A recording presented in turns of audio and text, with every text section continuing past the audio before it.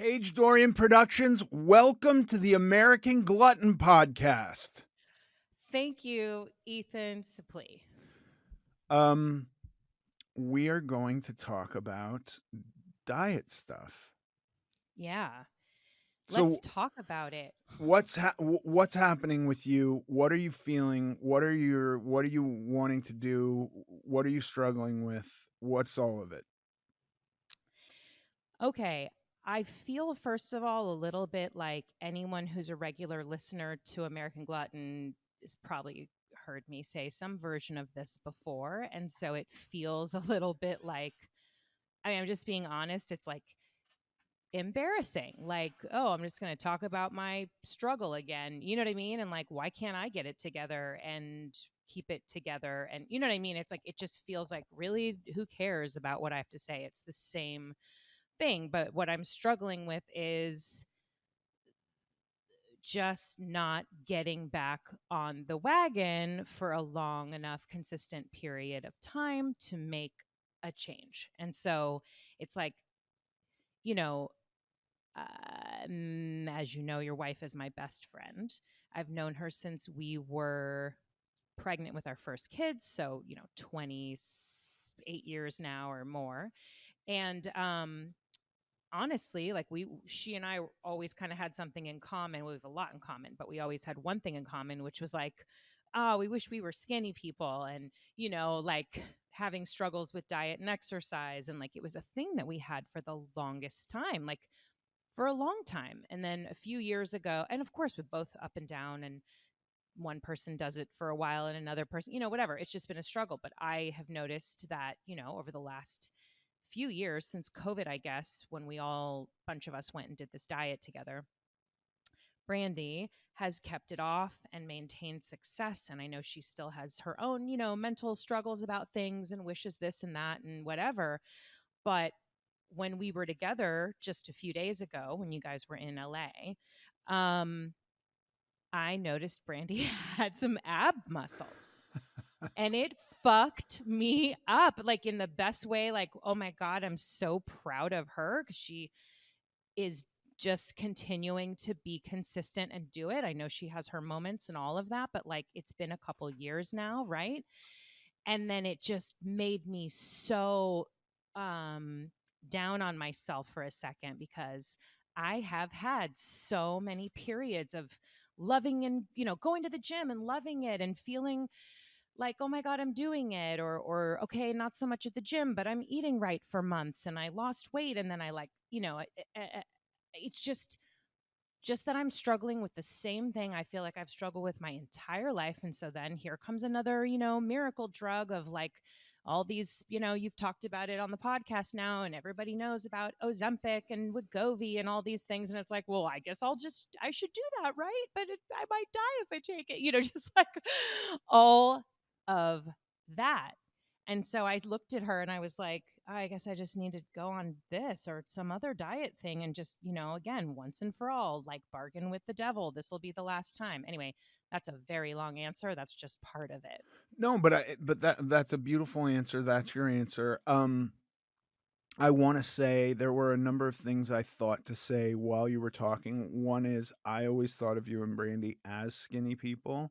So I think some of this is in your head a little bit, Mhm. but that can many things can be true at the same time. I'm not Yeah. saying like you have some desired goal. I'm not trying to deconstruct that, but like the shame and upset and like I want to be like that person. I think that might be a little bit of a waste of time. Yeah. Um can we talk about rough numbers without you saying like I weigh this much, because I know that's very sensitive with girls, and Yeah. Brandy has never once told me her weight. Yeah. I've just keep hearing about this 5 to 7 pounds that she still wants to lose with her peeking out abs. Still, So No, what is the number that how much do you want to lose? so here's the thing. I think that I'm on the verge of like hysteria and tears, but I'm just gonna say it all. It's like I got down to a number that I don't think I'd gotten to, and the number is just like representing obviously some, I know it's not about the number and the scale and all of that, but of course you're in a range, and like a swing of 30 pounds is a real swing. A swing of 20 pounds is a real swing. So, in 2020, by Thanksgiving, I remember being down to a weight that I was really happy with, and my clothes fit well, and I bought a smaller size and some stuff, and I didn't have anxiety getting dressed, and I just felt more confident, and I just felt happy and all that stuff. And then, slowly but surely put it back on. And now I think since then, since the end of, and it hasn't been all at once, but I feel like the last year I've just been like, who cares, whatever about everything. I think like I could lose 40 pounds and be back to that. Okay. And it's wild because, of course, oh, I'm 51, menopause, it's hard to lose weight. Sure. Um, oh, body positivity, let's love ourselves. Sure. And I'm not against any of that. That's all got some weight and, no pun intended, that's all got some validity. Not obsessing on numbers on the scale, all that stuff. I know it. You know what I mean? But it's like, wait a minute, my clothes just legit don't fit. I feel uncomfortable. And I bought like jeans that were a size up. And I was like, yo, this is not cool.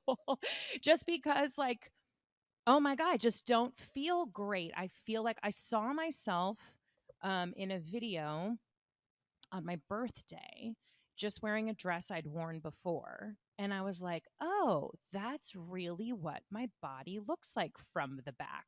And like, I just thought, oh my God, it's like I can't turn away from it anymore. You get in a habit of like looking at yourself from one angle, and this outfit just seems to kind of work for me. And I just wear my black t shirt every day. Anyway, so sorry, all over the place, but No. like 40 pounds would be fucking great. 45 would probably be exactly where I was at my lowest adult weight. Like, yeah, and that's a lot. Yeah, no, And that's add into it like getting older and trying to be healthy, and like I don't want to drop dead because I, don't exercise anymore. okay. That's like that's a long term, no, like no matter what, if you embark on taking off that much weight, it's not that's not like a a cleanse, or that's not Right. like a month of clean eating. That's like a real that will require time no matter Yeah. what. Even if you do some crazy thing, which you gals have done a number of times. I think what I get into mostly when I'm talking to her and hearing vicariously what your group of friends are kind of into at the time, Hmm. just through talking to her, is this thing of like, what do we do to not wind up here again? Right? Yeah. Because I don't think like how you guys seem to be um interested in these diets that are like a bit more hardcore um than the way I eat and the way I've gotten lean over the last many years. Um and so in talking to you about it, I just go like, is that is that something you're going to do, or are you going to go back to like my first personal diet, or ideal protein, or one of these where you're in a real extreme calorie deficit for a while? Yeah. I mean, I it's like it's what's crazy is that I could recite to, if someone sat down with me, I could coach them into not doing a crash diet. I could, from everything I know from you, from everything I know to be true over the years, from every bit of like any other person or expert I've listened to, I could talk someone into why that's bad. Slow and steady wins the race, like consistency, maintenance, all these things. I could tell someone why that is the right way to do it. And then to talk to myself and go, okay, I'm going to, and I've gotten, there's a wonderful nutritionist that's connected to the trainer I love at the gym I used to go to. I say used to because I just can't even say I go to the gym anymore. I just haven't been. Um, and she gave me the most balanced plan, like just not cutting out some food group, not this, not that, like just the most balanced plan. And it was 1,800 calories or something like that, right? And obviously you can go down the rabbit hole with the calories and things, but I was like, what are you talking about? This is too much. You want Or to I came to, keep me this weight forever. yeah, I was like, what? And she's like, okay, well, you don't have to eat all that if you don't want. Anyway, I did that for a short period of time. I didn't stick with it. Um, and what drives me crazy is that I know better. And I feel like there are so many things in my life where I can be, I'm not trying to sound like my life is the greatest life in the world, but like my life is great. I have a great husband.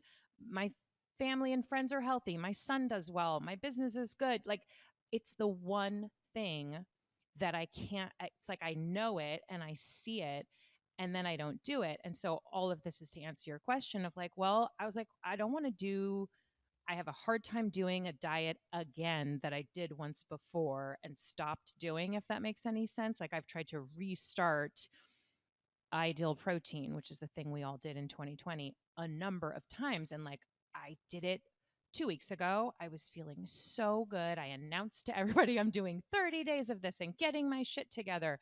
Then I traveled for work and it just slowly, I'm back to not doing anything mindful. And so I want to do something that gives me that jump start. And it's like I have joked with you 1,000 times, like, can't I just take appetite suppressants? Why can't I take diet pills? Because if I'm not hungry, I feel like I have this idea in my mind. I mean, it's true. If I'm not hungry, I can just eat what I'm supposed to eat and not think about food in the way I do. And, so yeah, I want to do something crazy. I want to do one of these, vanity weight loss medicines or whatever. I signed up on an app called Sequence, and you fill out this thing and upload your ID and your blood work and this and that. And like, I don't know, I'm supposed to talk to a person in a few days. And it's like, maybe they'll prescribe me one of these things.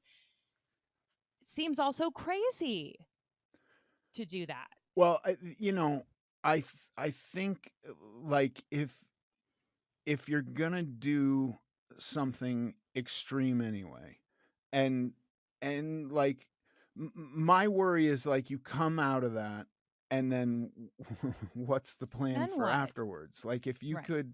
if you could start on the 1,800 calorie a day diet now, I mean, if you can't start on that now, why will you start on that in 6 months once having, or 3 or however many months, once having done one of these uh, get rich quick scheme diets? Do you know Yeah. what I mean? So Yes. that's the way I look at it, is like if we're trying to figure out this situation we find ourselves in today, and the idea is we don't want to be back here, we don't want to put in the work and wind up back here, how do we mitigate getting back here? Because it will require at some point, the day-to-day life kind of changes that are necessarily permanent, you know Yeah. Yeah. that can't fall out for 6 months or a year. I know. And another friend of ours, Aubrey, she and I were talking in the beginning of the year about, crash diet or this or that or whatever. She decided to just eat well and not, she's just eating well, counting calories, has a little system worked out for herself, nothing crazy, nothing drastic, nothing, just a normal, balanced, everyday diet, right? And I looked at her like a couple months ago and I was like, whoa, like I could see this huge change. And she's like, yeah, for the last 3 months, I've just been eating this, whatever. And she's lost like 20 something pounds. And it's like, yeah, if I just put the work in, I could get there. And it doesn't have to be on one of these crazy things, but it's that impatience and like, which is just something I always have struggled with, of wanting to do it all immediately. And like, I had an idea of like, okay, I'm going to get one of those weight loss drugs and I'm not going to be hungry. And then I'm just going to practice eating like a really normal, balanced diet. And of course, I'll lose weight because, I'm just going to eat the way I'm supposed to eat, but like I won't have this, whatever things we get in our, what did Dr. Nadolsky call it? Food noise. I mean, I guess a lot of people refer to it that way, but I won't have all that food noise and then I'll just be able to do the thing. It's like I'm not into drugs and I'm not into like, I mean, the joke is I like a Claritin D once in a while for my allergies. And the nice side effect is it doesn't make you hungry. That's not, I'm not running around like snorting Claritin D. But the point is, like, I don't do drugs. I'm not into all that. I read some of the potential side effects of those things. And I'm like, who would ever do this? And then I'm like, maybe I should, you see what I mean? But I thought, oh, I'll just, I hear what yeah, you're saying, but I think like potential side effects of driving a car are pretty awful, and we drive cars sure. every day. Potential side effects of flying in an airplane are catastrophic, and Yeah, although that seems to be a heck of a lot safer than driving in cars. Like there hasn't been a crazy plane crash in America in quite some time. So right, I think we're mostly safe there, but cars are not safe at all. right. Um, and we do that, like those kind of trade-offs I think we make every day. And I think that from what I've read, uh, and talking to Dr. Nadolsky, those things seem very safe. But again, you talk about Aubrey and you go like she's been doing this for 3 months. I don't think most of those drugs really even start to work for 8 weeks. So Mm, there's like if it's a time thing, like I want this done right now and you start taking that, I don't even know that it's going to have any effects for a while. 6 to 8 weeks is what I read. right. Um before it's really kicking in and suppressing your appetite. Um, so I mean, and then the other thing is, there could be the potential for like, well, I'm just going to let this thing do all the heavy lifting. I'm not going to do any work at all and not focus on my responsibility at all. And then you wind up with a situation where like if you come off of that drug, which you saying I'm not a drug person sounds like you don't want to be on it forever, Right. and then you risk this um food noise coming back with a vengeance, you know? Hmm. And so I don't think I'm not interested in talking you out of anything. I'm uh I think you're going to do what you're going to do. I think if you'd wind up on probably on like a ideal protein or something, right?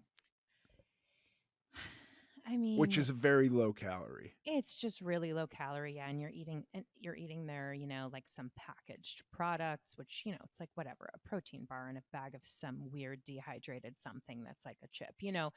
And it's just that structure, I guess, and it's like it and even when I was doing it a couple weeks ago for a week, I was trying to eat more protein than um it necessarily tells you to, just because of all those things I know, and just I was trying to use it as like a way to put my own sort of guardrails up again, right? And just be like, okay, I'm going to allow myself protein and vegetables and these products. And if I'm extra hungry, I'm going to have more chicken or whatever. I was trying to just like, yeah, have some sense of something, and I don't know that that diet is really the best thing to do. It's like, yeah, I know that at the end of the day, there's nothing that gets you out of a permanent change. You know what I mean? Like Um I know that. So it's like, why I'm not even saying why can't I do it? Obviously, that's my struggle. That's my journey. There's something for me that this is like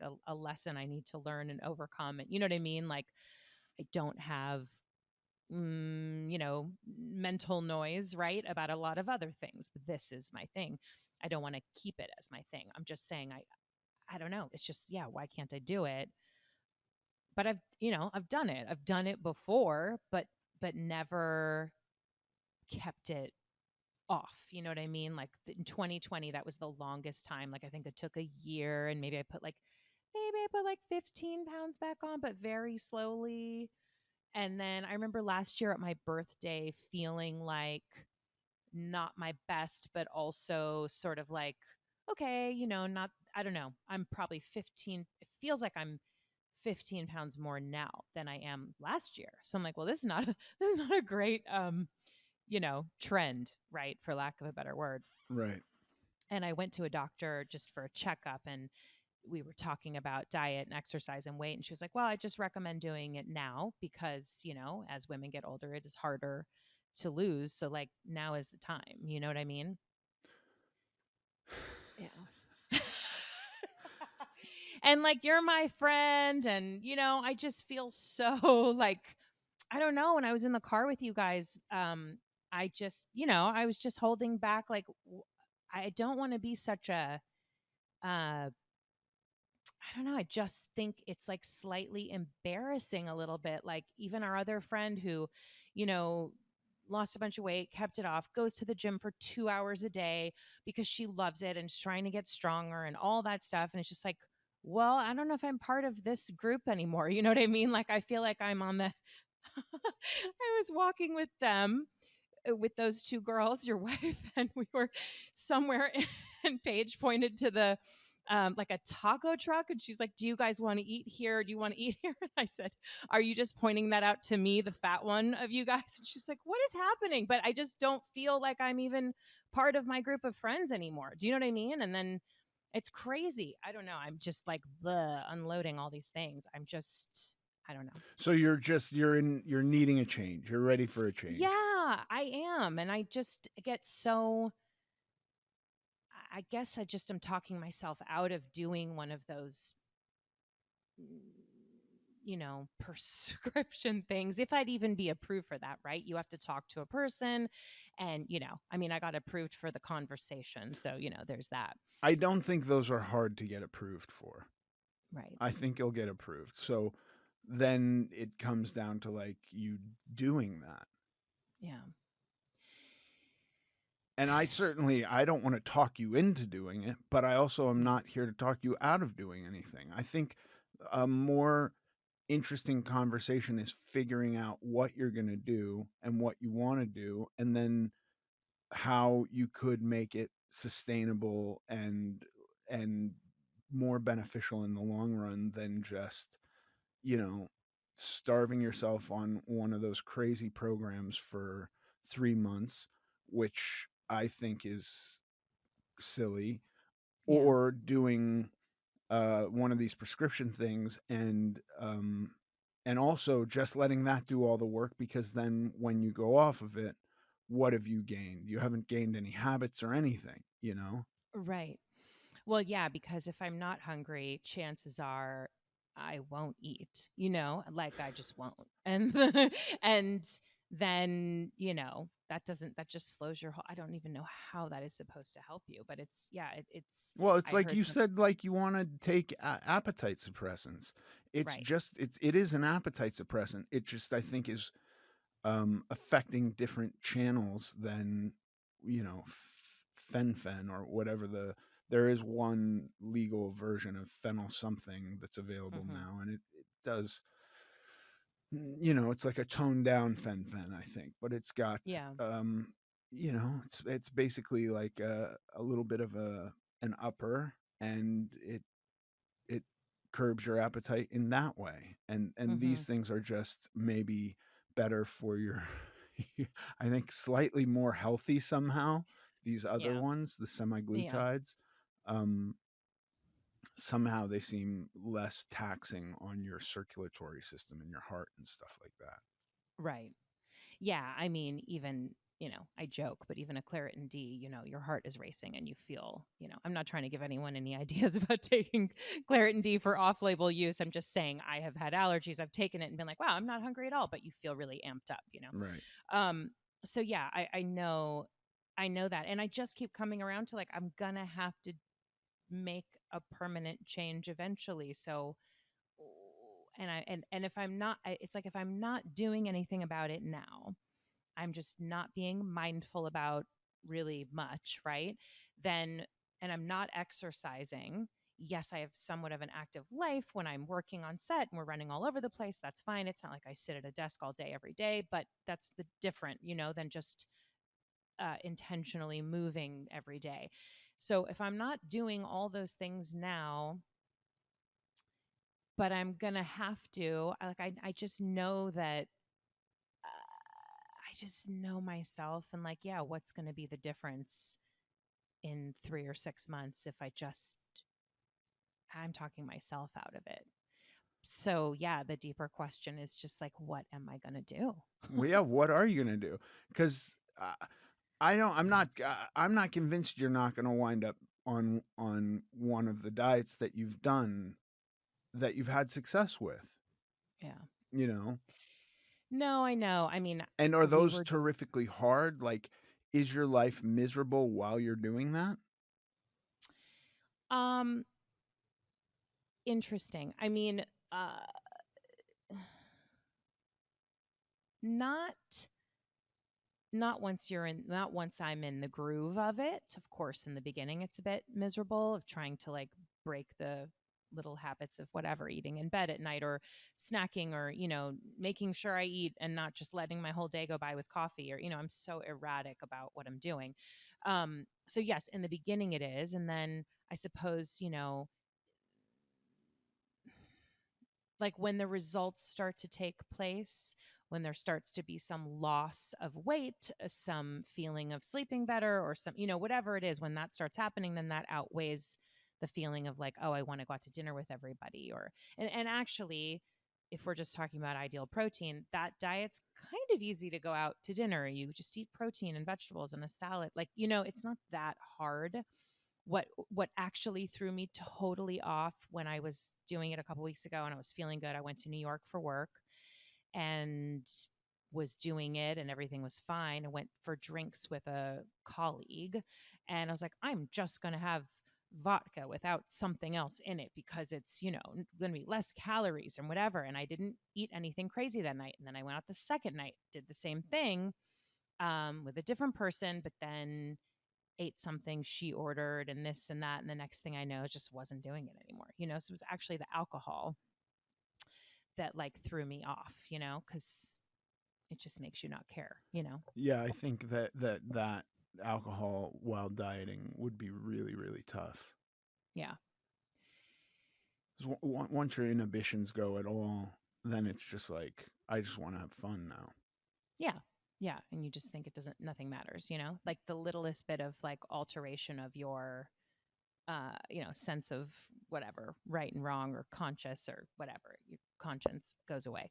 Um, Yeah, and we were my husband and I were ordering like a meal delivery for a little while that was just like super balanced meals, and it was great to have that and not be like wondering what to make or eat, or when I get super busy with work, I'm not good at prepping stuff. And then, so we were doing that for a minute before we went out of town, and that was actually, I think that was pretty great. But again, it's like it didn't feel, I don't know what it is. It doesn't feel drastic enough. Like I have to shake that, you know what I mean, out of my world, because like that's the thing. No, I understand the drastic aspect too because I think if I'm trying to remember what my life was the day before starting every diet I've ever started, it was like there was a chaos about food and there Hmm. was a need to reduce as much interaction with food as possible simply so I could get my footing. Hmm. So I completely understand the idea of drastic just to get yourself kind of stabilized. Yeah. Um, but I just think that that's just like the first step of a plan. And if you have no plan, if you haven't thought what's the next step, so how long does that last, and what exactly are you doing, and then what is the next step? Because I think, you know, for me, this is something I deal with every single day, and Hmm. I put more effort into it than I would rather put into it. You know, I'd rather not ever think about it, but that's not my life. And Hmm. so I got to think about it. um, more than I like, or I will wind up back where I was, and I just don't want that, you know? Yeah. Um, and so, like, really confronting that for myself was the big step of like, it's gonna take a lifetime of this kind of effort, um, at every step, you know? And then if there's a mistake made, it's gotta be immediately rectified. And so I can't have even 2 days because 2 days will for sure be 3 days. So, you know, I try not to even have a whole day. It'll be like, oh my God, that meal was a disaster. Well, I got to get back on right now. The rest of the day Hmm. is going to be to plan, you know, and that doesn't mean Yeah. like I'm going to starve myself and punish myself because that leads me to being overly hungry and then making a bad decision at the next meal. Um, so I just think like if you're going to do any of these things, if you're going to do one of these crash fatty type diets, um, or the new weight loss drug, I think that having a plan, doing it concurrently with a broader plan and actions that will kind of back you up once you get to somewhere you want to be is a better kind of structure than just going like, well, I'm just going to do this diet again that I've done 4 times. Hmm. And, you know, and it's gotten to the point where you're like getting to 3 weeks and it's so not sustainable that then going off is like completely derails it. You know what I mean? Yeah. Yeah, 100%. I mean, to not even be able to like really, yeah, stick to it for a couple weeks was just is, you know. And I wake up every morning with the best intention that today is a new day, you know? And okay, well, today I'm just going to do it right. And today I'm going to, you know, and I even have like whatever. I have like a I guess I have a loose plan in my mind of how the day is going to go and what I'm going to do and blah blah blah. And then I yeah, you know, I mean, listen, Where does so it many fall apart usually? um So I guess it falls apart if I get too hungry, honestly, because then I'm like, you know, who And are you a cares? breakfast person? Well, I'm not, so I make myself have 2 eggs. Um, okay. This is really crazy. Okay. So I make myself have 2 eggs, which on, let's say I'm doing this ideal protein diet. Okay. You can have that. You can have your products and you can have that. And then I had these like Applegate sausages in my freezer and I made some of those and I was like, oh, well, I fucked up the day because you can't have those. And so then the whole day is over and like I'm talking to myself like, why did you do that? You're such a loser. You know, you can't even get through breakfast. Over some health Like, food sausages. yeah, but because they're not on that plan that I said I'm doing, I will just talk badly to myself and just be like, yeah, well, you messed that up. Well, Like, I mean, but Paige, this is where I think the self love needs to like come in a little bit more for you. Like how you, you know, uh, I don't think we have to be like hippies or anything, but like there has to be a little bit of compassion where like what kind of a mistake or transgression against your plan is that? Because I'm sure that the mistake that justifies like the next mistake and the next one or the next deviation from your plan are actually more consequential than the Applegate sausages. well, totally. Cause then today, this after, so I did that for breakfast. I had some tuna salad for lunch, not so bad. Not trying to do ideal protein per se. I just was like, I don't know what I thought it was doing today. And then this afternoon, drank you know, after my other 9 million cups of coffee, I drank a cold brew thing that was in the fridge that had some sugar in it. And now I'm like, oh, I've ruined, you know, I've ruined everything. But here's the thing, compassion for myself or some, you know, being forgiving of myself or whatever, in my mind equals complete and total um giving up. I know this sounds like a little crazy, but like I'm just breaking it down, because if I say like, okay, be nice to yourself, that's not the worst thing in the world to do. Just, then I'm deciding that that was okay, and then every other mistake I make or bad decision I make is okay. And so I feel like I have to be like, "Meh," you know what I mean? But the all or nothing approach doesn't, like, none of what I've done works, so I know that. You know what I'm saying? None of Yeah. this Well, works for me. can we adjust the narrative on all of it and go like, is is the goal you want to achieve, is it a nice goal or is it a mean goal? Do you know what I mean? Like, are you doing it to punish yourself, or are you doing it because you think you're gonna enjoy life more like that? It's a nice goal. Okay, Yes, I good. think I would. I think I would enjoy life more. So it's a nice goal. So there is a version of this where through that point of view or that perspective, that is a kindness to yourself. Sticking to Right. that plan is actually a kindness to yourself, you know?